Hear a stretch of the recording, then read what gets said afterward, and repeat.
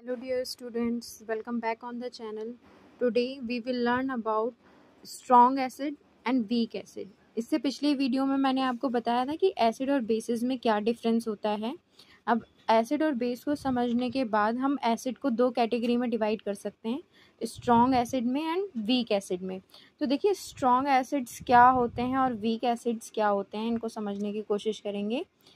जो acid completely H positive ions में dissociate हो जाते हैं, यानी कि एसिड तो हैं वो जो ब्लू लिटमस पेपर को रेड में कन्वर्ट कर रहे हैं, सॉर हैं टेस्ट में, लेकिन जो एच पॉजिटिव जो हाइड्रोजन आयन उनमें डिसोसिएट हो रहा है वो किस अमाउंट में हो रहा है, उस कैपेबिलिटी के बेस पे हम एसिड को डिवाइड कर देते हैं।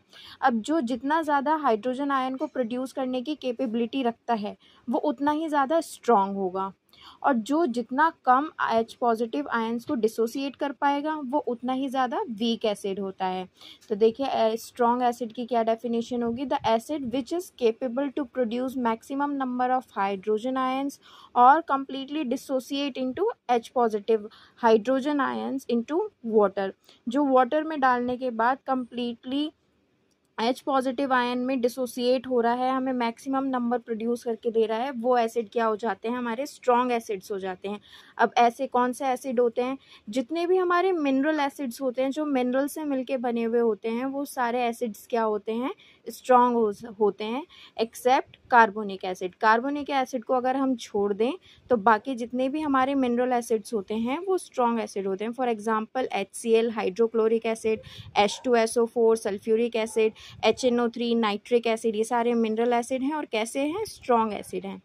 साथ ही बात कर लेते हैं वीक एसिड की। वीक एसिड्स वो होते हैं जो एच पॉजिटिव आयंस को कम्प्लीटली डिसोसिएट नहीं कर पाते, उनमें से हाइड्रोजन आयन अच्छे से ब्रेक डाउन नहीं हो पाते, सारे के सारे जो मॉलिक्यूल्स होते हैं उस एसिड के वो एच पॉजिटिव आयंस को डिसोसिएट नहीं कर पाते हैं और केपेबल नहीं होते अच्छे से कि वो सारे जितने भी मॉलिक्यूल्स हैं वो एच पॉजिटिव आयंस को डिसोसिएट कर दें।